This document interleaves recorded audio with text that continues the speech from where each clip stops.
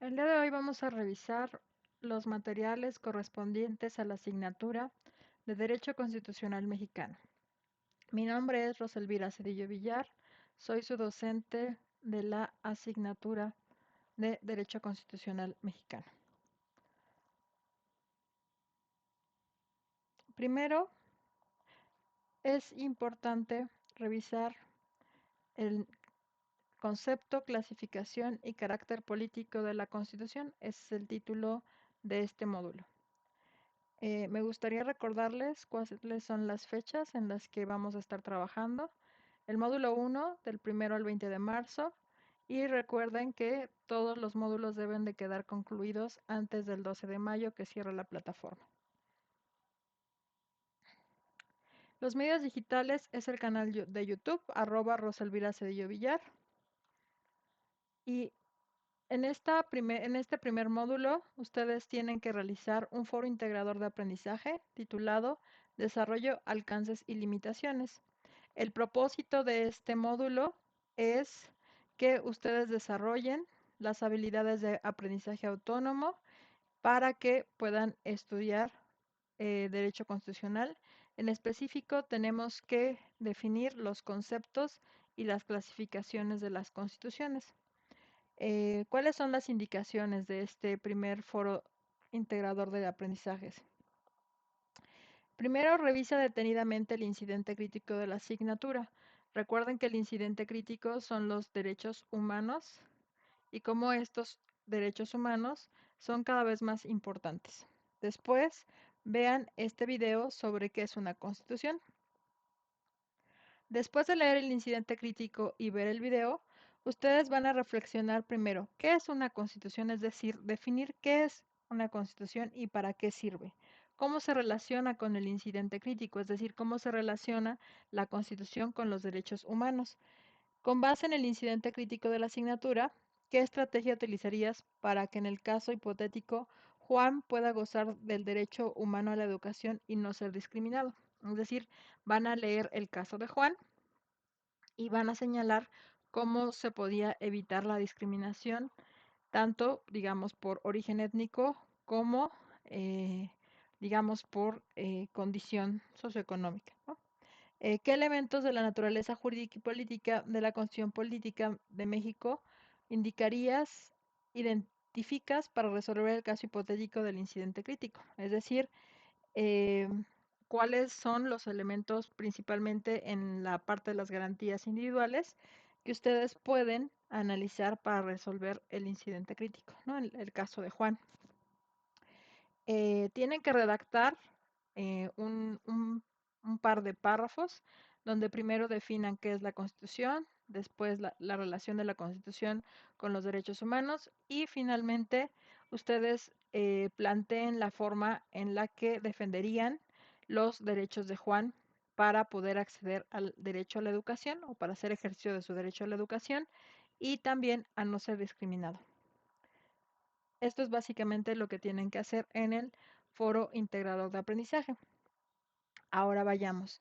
Los contenidos de este primer módulo son, primero, definir el concepto de derecho y derecho constitucional, el objeto del estudio del derecho constitucional, concepto de constitución, la constitución como elemento central de la organización política y del Estado y la sociedad, poder constituyente y poderes constitutivos, el orden jurídico como elemento normativo del Estado, el sistema constitucional de los países sin constitución y contenido de la Constitución. Primero, vamos a presentar los conceptos, clasificación, contenido y carácter político de la Constitución. Primero, tenemos el derecho como una disciplina general. Una más específica es el derecho constitucional. Después, la clasificación de las constituciones. Y bueno, el derecho constitucional es, digamos, nuestro objeto de estudio. Entonces, una constitución es un elemento central para la organización política de un Estado y de la sociedad.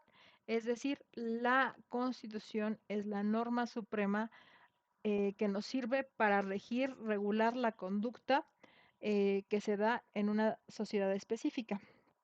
Entonces, una constitución se convierte en el eje normativo del Estado, ¿no? Entonces, cada país, cada territorio, cada población pues está regido por una, digamos, norma suprema en que es sinónimo de constitución.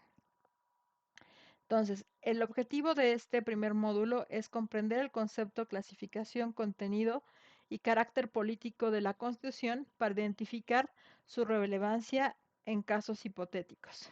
Entonces, aquí tenemos el incidente crítico. Eh, el incidente crítico básicamente se centra en los derechos humanos considerados como derechos naturales que se adquieren al convertirse en ciudadanos y parte de un Estado. Entonces hablamos que los derechos humanos son derechos inalienables y eh, que se otorgan al vivir en una determinada sociedad. Y quien, digamos, salvaguarda esos derechos es el Estado. Entonces, una constitución es una norma suprema que establece quién y cómo se ejerce el poder público. El poder público, pues, es toda la organización del sistema de gobierno que se encuentra, digamos, regulada en una constitución, pero que también tiene órganos legislativos, ejecutivos y judiciales, si es un sistema de gobierno democrático y, digamos, con tres poderes, ¿no? El poder legislativo, el poder ejecutivo y el poder judicial. En nuestro caso en México, pues tenemos el poder legislativo, se encuentran dos cámaras, la Cámara de Diputados y la Cámara de Senadores. El poder ejecutivo son es dirigido por el presidente y todo el sistema administrativo que dependen, todas las secretarías que dependen del Poder Ejecutivo y el Poder Judicial, que básicamente tenemos todo lo que son la Suprema Corte de Justicia y todos los tribunales que de ella se derivan, ¿no? Y también tenemos la, todo lo que es, que depende eh, a el poder, digamos, judicial de carrera, ¿no? Entonces, bueno, estos son los elementos que los componen. Entonces, aquí tenemos, un individuo es afectado en su propiedad por acción del Estado con una expropiación. Aquí nos está diciendo que la expropiación es irregular, ¿no? Entonces, imagínense que alguien llega y le quiere expropiar que le puede expropiar su casa, entonces pues se tiene que defender, ¿no? Entonces dice, la Constitución establece los requisitos legales que deben cumplirse para esa expropiación. Un individuo puede recurrir a medios de defensa por la vulneración al derecho de la propiedad. En caso de que su derecho no le sea garantizado y se haya agotado todas las instancias internas, puede ocurrir a la protección regional como a la Comisión Interamericana de Derechos Humanos. Entonces, primero, suponemos que hay una persona que eh, le han expropiado su propiedad. Recuerden que aquí en México pues tenemos la propiedad privada, ¿no? Y las personas tienen derecho a la propiedad. Entonces, si tiene una propiedad, pues solamente le puede ser expropiado si es de interés público. Y el interés público básicamente es porque se ha utilizado por el gobierno. Así se han hecho, por ejemplo, las construcciones de presas, o la construcción, por ejemplo, actualmente del tren suburbano. El gobierno decidió expropiar algunos terrenos, pero también establece que aunque el gobierno expropie esos terrenos, pues se les debe condonar el daño que se les hizo a sus propiedades o la expropiación. Entonces, no puede, o sea, digamos que una persona quitarte tu propiedad porque eso es un delito. Entonces, em, y lo garantiza el derecho a la propiedad privada, pues la garantiza la Constitución Política de los Estados Unidos Mexicanos, ¿no? Eh, como norma suprema, en México rige la Constitución. En caso de que la Constitución no pueda resolver o, digamos, el Estado se encuentra en condiciones de no resolver el litigio, pues se puede ir a la Comisión Interamericana de Derechos Humanos, que es un organismo internacional que imparte, eh, digamos, justicia internacional, ¿no? Cuando hay principalmente un conflicto entre estados o intereses que quedan rebasados más allá del Estado. El concepto de derecho constitucional, ¿no? La palabra derecho viene de directum, que significa seguir el camino correcto o obedecer a la ley. Entonces, derecho significa dirito, eh, es actuar conforme a la ley. Eh, Básicamente tenemos que seguir el principio de justicia y certeza jurídica. Las personas, es decir, si nosotros no supiéramos que si trabajamos se nos va a pagar un salario, pues las personas, eh, digamos, no tendrían certidumbre jurídica. Es decir, cuando tú llevas a cabo un acto, lo que garantiza la Constitución y lo que garantiza la estructura o la organización a través de un Estado es que haya certidumbre jurídica. ¿Qué significa certidumbre jurídica? Que tú tengas garantía de que si realizas una determinada acción, vas a tener una consecuencia y eso va a estar, digamos, acorde a derecho, ¿no? Vamos a seguir el camino correcto. Entonces, si yo soy contratado por una institución y acordamos un pago, pues yo lo que espero es que al cumplirse la quincena o el periodo, digamos, en donde me van a realizar el pago, pues se deposite, ¿no? Porque estoy ofreciendo mi salario de buena fe, soy una persona que es un ciudadano y entonces lo que esperas es una retribución acorde al trabajo realizado y que aparte, pues se permite el acceso a la seguridad social y, digamos, a todo el conjunto de derechos sociales que vienen aparejados con la participación laboral de manera formal. Entonces, la palabra derecho se utiliza en dos sentidos. Primero, como un conjunto de leyes o normas jurídicas que rigen la conducta social y segundo, como una facultad reconocida por la ley que habilita a un individuo para llevar a cabo determinados actos. Entonces, el derecho, primero, es un conjunto de normas jurídicas y después también estas normas pues guían la conducta humana. Entonces, aquí tenemos que el derecho se conforma por normas y leyes. Toda norma y toda ley se caracteriza por ser bilateral. ¿Qué significa que es bilateral? Quiere decir que toda norma lleva aparejadas derechos y obligaciones. Es decir, a mí, digamos, ustedes como estudiantes tienen el derecho a acceder a la educación pública y gratuita. Ese es un derecho, pero también aparejado a ese derecho tienen unas obligaciones. Asistir a las clases, aprovechar, digamos, todos los recursos disponibles para que ustedes puedan concluir esa carrera. Entonces, tenemos siempre derechos y obligaciones. Toda ley es bilateral. Todas este conjunto de normas, pues permiten la vida en sociedad, ¿no? Porque si no hubiera todas las regulaciones, pues imagínense, eh, digamos, sería como un poco caótica la organización en colectivo. Entonces tenemos dos partes del derecho, el derecho objetivo y el derecho subjetivo. El derecho objetivo, pues es el más tangible, ¿no? Es cuando tenemos pues, la Constitución, las normas y todas estas normas pues se encuentran, eh, son coercitivas, es decir, es posible observarlas, ¿no? Por ejemplo, estamos en como estamos observando una norma cuando vemos que el semáforo se pone en verde, en rojo y ámbar, ¿no? Entonces, cuando rojo, los coches se paran, en verde continúan. Que esto funciona de acuerdo al reglamento de tránsito. Estas acciones ¿qué pasaría, por ejemplo, si un coche se pasa el semáforo? Pues es sancionado, ¿no? Porque está cometiendo un delito. Lo mismo pasa, ¿no? ¿Qué pasa cuando una persona quiere de manera arbitraria invadir la casa de otra persona sin que tenga, sin que demuestre la propiedad? Pues entonces es una invasión y es un daño a propiedad privada. Entonces, la garantía de que nadie me va a despojar de mi propiedad a menos que tenga una orden judicial es un derecho objetivo, ¿no? Porque me encuentro con los mecanismos, tanto escritos en la Constitución, que me permiten ser defendible y defenderme ante este acto.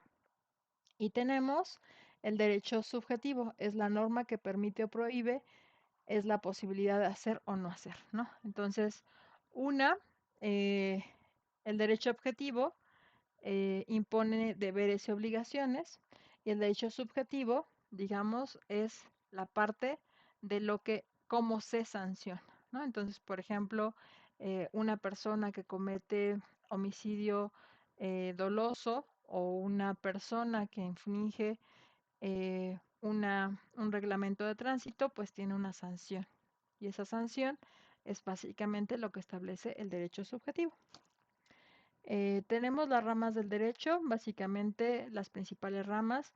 La primera es el derecho civil, el derecho laboral, el derecho constitucional y el derecho mercantil. Son las principales, no quiere decir que sean las únicas. También tenemos el derecho económico, el derecho demográfico, el derecho a la educación, pero digamos que estas son las grandes ramas, ¿no? Las grandes ramas es el derecho civil, de ahí se bifurca el derecho familiar, el derecho laboral, el derecho constitucional y el derecho mercantil, ¿no? Las cuatro principales ramas pues son civil, laboral, constitucional y mercantil. Entonces, también es importante conocer cuáles son las fuentes de derecho, es decir, cómo podemos nosotros saber específicamente qué es derecho, pero derecho en términos objetivos, ¿no? Términos tangibles. Pues la principal fuente de derecho es la Constitución, en segundo término la jurisprudencia, en tercer término la costumbre y después las leyes que reglamentan preceptos constitucionales o que precisan los órganos creados por la Constitución. Entonces, en la jerarquía de leyes, las fuentes del derecho, pues está la Constitución en primer lugar, la jurisprudencia, es decir, la jurisprudencia es la interpretación de las leyes aplicadas a un caso específico que realiza la Suprema Corte, eh, digamos, cuando está en pleno y cuando está en comisiones. Entonces, todo eso genera jurisprudencia. Cuando son 5 tesis jurisprudenciales en el mismo sentido, pues se crea una jurisprudencia. Entonces, de ahí tenemos, en caso de que algo no esté regulado específicamente en la Constitución, pues vamos a la jurisprudencia, de la jurisprudencia a la costumbre y después a las leyes específicas que reglamentan cada uno de las situaciones, ¿no? En este caso, como el reglamento de tránsito, por ejemplo. Después tenemos la doctrina jurídica, es decir, los principios generales del derecho. Y pues todo esto, digamos, es importante porque sin todo este conjunto de normas articuladas, pues no sería posible la convivencia en sociedad. El objeto del estudio del derecho constitucional, la disciplina jurídica autónoma del derecho constitucional emerge alrededor del siglo XVIII y principios del siglo XIX. La teoría constitucional moderna surgió y evolucionado al tenor de las grandes transformaciones políticas y se convierte como, digamos, el instrumento, en este caso la Constitución, como eh, la estructura normativa que da coherencia y sentido al Estado moderno. Entonces, la Constitución es un ordenamiento normativo que permite establecer el Estado de Derecho en un Estado moderno, ¿no? Esta constitución también se convierte en el objeto de estudio de una disciplina, porque las constituciones, pues son las normas que sigue una sociedad, es decir, las normas que reglamentan la vida cotidiana de una población, y a través de la constitución también podemos conocer, pues todos los usos y costumbres y las formas de organización de una sociedad. El concepto de constitución, el término constitución, refiere a constituir o dar forma a algo, implica organización, composición, forma, conexión y cohesión de las partes que constituyen un todo. Entonces, constituir significa organizar el todo a partir de las diferentes partes que lo componen y darle cohesión, darle organización, darle reglas que permitan una sana convivencia. Entonces, la Constitución, pues es principalmente una carta de derechos. eh, en nuestro caso, la Constitución Política de los Estados Unidos Mexicanos, pues tiene toda la sección de las garantías individuales y básicamente ahí se encuentran todos los derechos humanos. em, aunque no es la única, ¿no? Hay antecedentes de otras constituciones. Entonces, acá algunas definiciones de qué es una constitución. La SAL nos dirá que la constitución es la suma de los factores reales de poder que rigen en ese país. Es decir, la SAL nos dice que una constitución se realiza a partir del pacto que realizan los diferentes factores reales de poder o grupos de poder y entonces llegan a un acuerdo, ¿no? Viscaretti di Ruffia señala que una constitución es el complejo de normas jurídicas fundamentales escritas o no escritas capaces de trazar las líneas maestras del mismo ordenamiento. Ahí no solamente está considerando las normas escritas en un documento jurídico, sino también las normas que se generan a partir de las costumbres, ¿no? Por ejemplo, en México no está escrito, ¿no? Que tengamos el día festivo el 12 de diciembre. Sin embargo, al ser una población que es mayoritariamente católica, pues se suspenden las actividades, muchas actividades, mejor dicho, el 12 de diciembre, porque hay una peregrinación hacia la basílica. Entonces, esto no es una norma, pero es una costumbre. Entonces, así como esa costumbre, existen diversas costumbres en cada uno de los municipios y entidades federativas. De acuerdo con Heller, la constitución de un Estado se equipara a su organización, siendo el resultado de una acción humana consciente y reflejando la realidad política, sometiéndose a una constante renovación mediante actos voluntarios. Entonces, Heller nos va a decir que una constitución, pues es básicamente el documento en el que se plasma la forma de organización de un Estado regido por instituciones. Después, Harry Belsky nos va a decir que en la Constitución podemos nosotros observar la configuración del sistema estatal, especialmente en el marco del Estado constitucional de derecho y su interrelación con otros estados y organismos internacionales. Entonces, una constitución es la norma que nos permite comparar o contrastar cómo está nuestra organización respecto a otros estados nacionales, ¿no? Entonces, estas son 4 definiciones de constitución. La constitución en sentido formal y material. Hans Kelsen nos va a decir que la constitución es el presupuesto hipotético y, y por una parte hay un componente material que es el que contiene todos los preceptos jurídicos, o sea, la norma contiene todos los preceptos jurídicos y la formal pues también viene eh, que una norma, digamos, no puede ser vigente o no puede ser observada hasta que no haya pasado por un proceso legislativo. En el caso de México, por ejemplo, se tiene la iniciativa de ley, se discute en la Cámara de Legisladores, se aprueba, se revisa.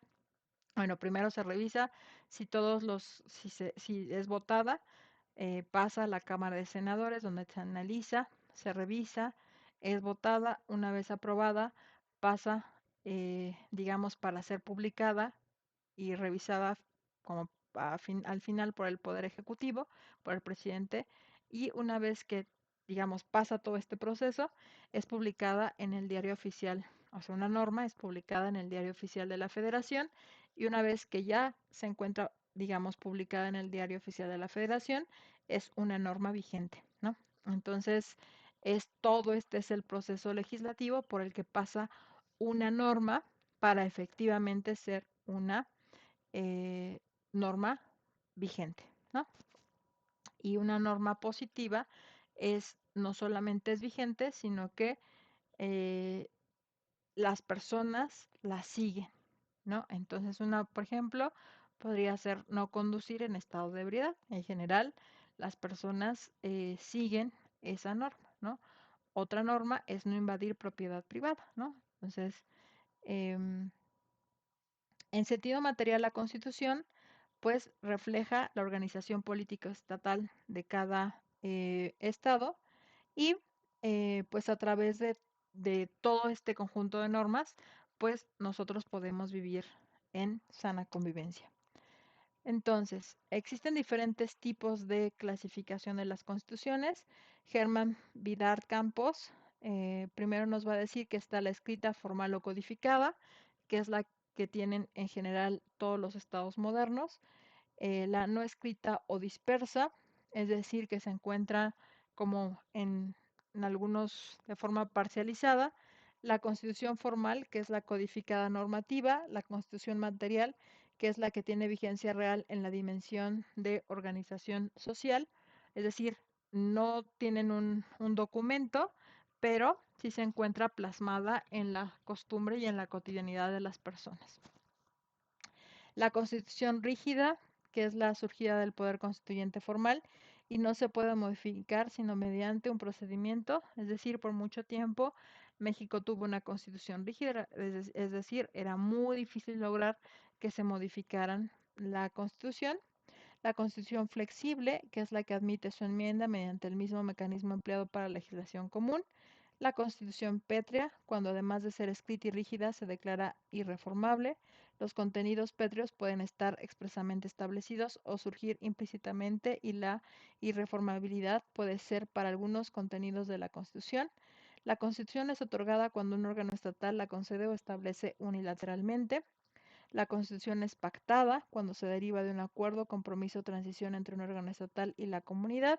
Y la Constitución es impuesta cuando se supone emana del poder constituyente radicado en el pueblo y surgida de un mecanismo formal en ejercicio del mismo poder. Estos son todos los tipos de constitución en función, por ejemplo, primero, la constitución formal, pues que sea, que emane, digamos, de un proceso donde se pase un proceso legislativo, ¿no? Después, pues el material, ¿no? Que tenga, esté contenida en un, en un documento, eh, si es rígida, si es flexible, si es pétrea, si es otorgada, si es pactada, ¿no? O si es impuesta. La Constitución es un elemento central y fundamental en la organización de un Estado. Si nosotros no tuviéramos un conjunto de normas organizadas en un documento, pues difícilmente sería posible la vida en sociedad. Solamente imaginemos que no tuviéramos reglas sobre cómo, por ejemplo, se brinda el servicio de Internet, cómo realizar un procedimiento cuando están realizando un registro a una universidad pública, cómo acceder a su derecho a educación, cómo acceder a un trabajo formal, qué se debe de garantizar en un trabajo formal, que es seguridad social, vivienda, salud, alimentación digna. Si no tuviéramos garantizado el derecho a, a transitar de manera libre en el territorio nacional, entonces todos, digamos, estos derechos pues se encuentran vigilados y se encuentran establecidos en una constitución. Bueno, nosotros tenemos una constitución vigente que fue, digamos, debatida en el Congreso Constituyente de 1917. En esta, por ejemplo, se establece que la educación es laica y gratuita y también se establece el reparto de la tierra, digamos, los derechos laborales, los derechos sociales, ¿no?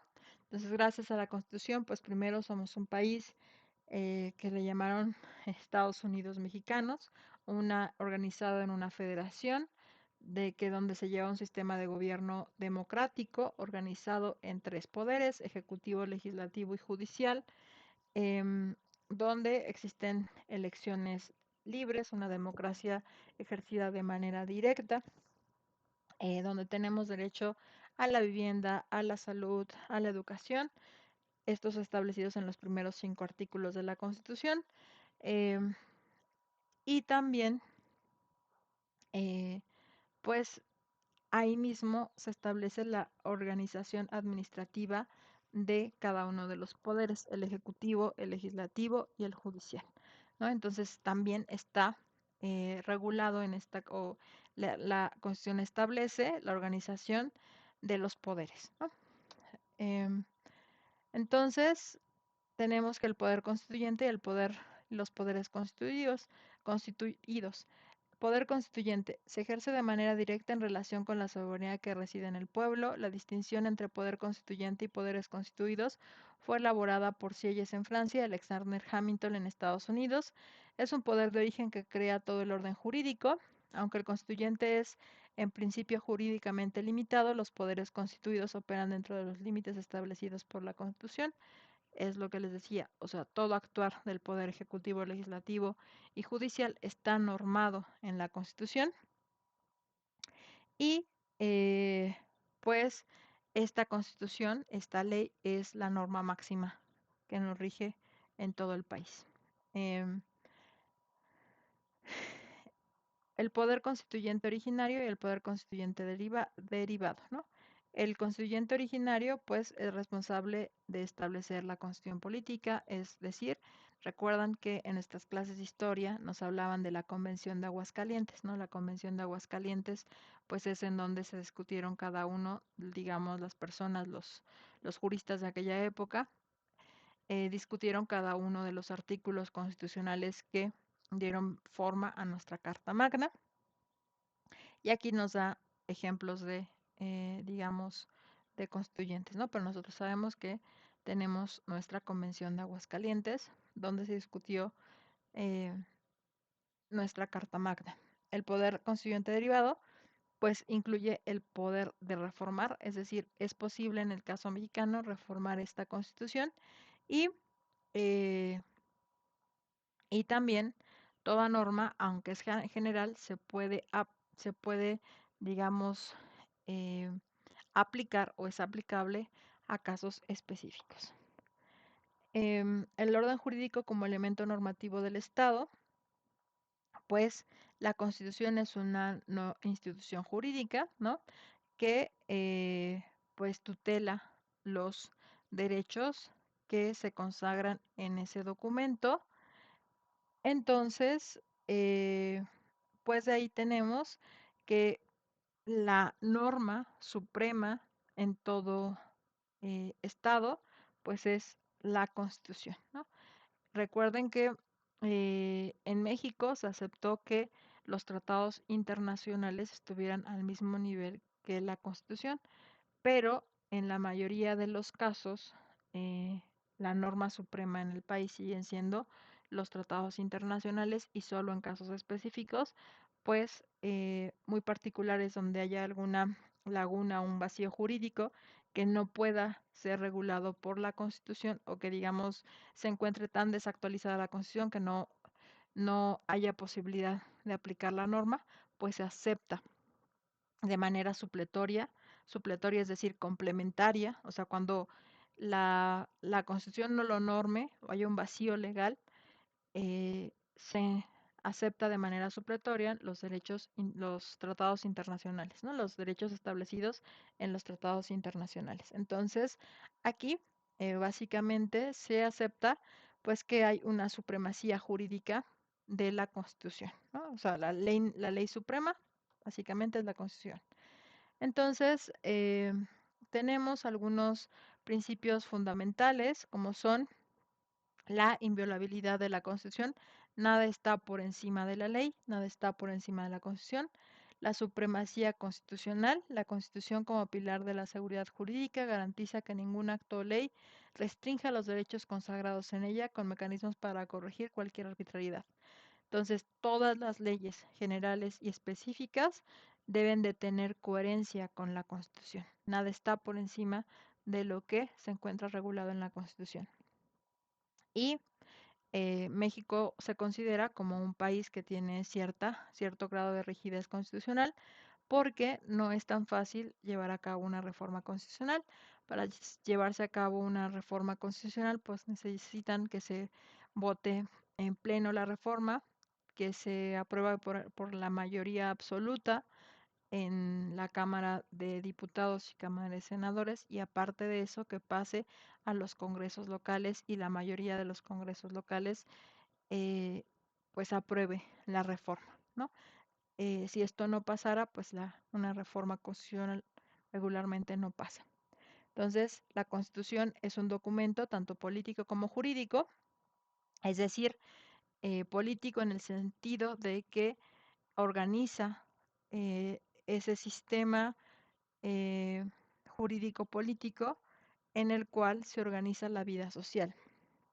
Aunque podamos tener una excelente constitución, si no puede implementarse, pues es una letra muerta. Es decir, cuando efectivamente se establece un derecho en la Constitución, pero este derecho no puede ser defendido, pues se habla de que hay letra muerta en una Constitución, ¿no? Pero si efectivamente se salvaguarda ese derecho, pues digamos, es un derecho vigente, es un derecho positivo. Eh, el sistema constitucional en los países sin constitución, pues hay países que no necesariamente tienen constitución, tales como los países, por ejemplo, que se rigen por una norma religiosa, ¿no? Como en el Islam. Hay muchos países que no tienen una constitución, pero digamos que su sistema de gobierno se encuentra regido por esa norma religiosa, ¿no? Entonces, em, los países que sí se rigen por las constituciones, por lo regular, son sistemas de gobierno o estados modernos, principalmente son democráticos, aunque no solamente. Por ejemplo, en el caso de la Gran Bretaña, pues tienen un sistema, digamos, que es una monarquía constitucional, ¿no? Quiere decir que es una monarquía que realizó un pacto con el Estado llano y a partir de eso es una monarquía sometida a la Constitución. Em, después, em, los países que pueden considerarse sin constitución son aquellos donde no existe un documento escrito, como ya les mencioné. En algunos países donde, digamos, se encuentran regidos por el Islam, eh, donde existe una forma de gobierno que no precisamente es democrática. En una constitución breve que ha evolucionado mediante enmiendas, en los que la constitución cumple un papel meramente ornamental como ilustrado. Es decir, regularmente pues son, eh, digamos, una constitución como letra muerta porque no se lleva a cabo, ¿no? Pero regularmente en los estados modernos, pues casi todos los estados tienen una constitución y en general, en la mayoría, es un sistema de gobierno de tipo democrático, ¿no? Em, entonces, en el caso de la Constitución mexicana, tenemos en la primera parte principios y objetivos de la nación, establece la existencia de órganos de autoridad, sus facultades y limitaciones, la estructura de gobierno en ejecutivo, legislativo y judicial, establece los derechos de los individuos y las vías para hacerlos efectivos. Por ejemplo, todas las leyes generales emanan de la Constitución, o sea, por ejemplo, nuestro Código Civil no sería posible, por ejemplo, sin el derecho a que toda persona después de los 18 años es libre, por ejemplo, de conformar una familia y de ahí, por ejemplo, se le desprende todos los actos en materia civil, ¿no? Lo mismo, por ejemplo, la sanción o la prohibición de los delitos y todo lo que se desprende en materia penal. Lo mismo pasa con la Ley General del Trabajo, la Ley Federal, disculpen, la Ley Federal del Trabajo, pues eh, garantiza el derecho que se tiene a la seguridad social y a la salvaguarda del trabajo asalariado, ¿no? Entonces, es un derecho que emana de la Constitución, ¿no? Contiene 136 artículos distribuidos en 9 títulos. Eso es la organización general de la Constitución política. En general, la Constitución política mexicana se divide en la parte dogmática y la parte orgánica. La parte dogmática se le conoce como eh, principios, digamos, contiene las disposiciones destinadas a preservar los derechos humanos, que se le conoció durante mucho tiempo como garantías individuales. eh, y en esta sección, el título primero, capítulo 1, abarca 29 artículos y esto se les llama como derechos humanos y garantías individuales, ¿no? Esta es la parte dogmática, que son principios. Después está la parte orgánica, con que, digamos, ahí se establece la estructura del Estado y da pie a todas las, digamos, todas las leyes administrativas en secundarias orgánicas. Esta sección se encuentra en el título tercero, que comprende los artículos 49 al 107, donde organiza el poder público estatal y define la competencia de sus órganos siguiendo el principio de la división de poderes, ¿no? También después de esto tenemos, por ejemplo, todo el derecho al trabajo, ¿no? El artículo 123 constitucional. Entonces, que son derechos específicos, de los cuales también emana, como ya lo dije, la Ley Federal del Trabajo. Entonces, ¿qué es lo que aprendimos en esta unidad? Primero, identificamos el concepto de derecho constitucional como un derecho objetivo que se encuentra en un documento, y este documento pues nos refleja la organización, la estructura, el sistema político, el sistema jurídico de un Estado-nación. Contrastamos diversas definiciones de constitución. Entendimos la diferencia entre poder constituyente y poder constituido. Constituyente, digamos, se refiere, por ejemplo, a la Convención de Aguascalientes. El poder constituido es esa organización o ese sistema que emerge ya del documento normativo y que, digamos, empezó a existir después de 1907 hasta nuestros días.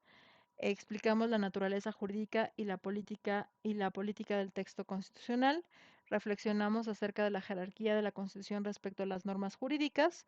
Identificamos las características del sistema constitucional de los países sin constitución y conocemos el contenido de la Constitución política de los Estados Unidos mexicanos. No, entonces esto lo revisamos en la unidad. Les dejo las fuentes de consulta y espero que este video les sea de utilidad para guiarlos en el módulo 1.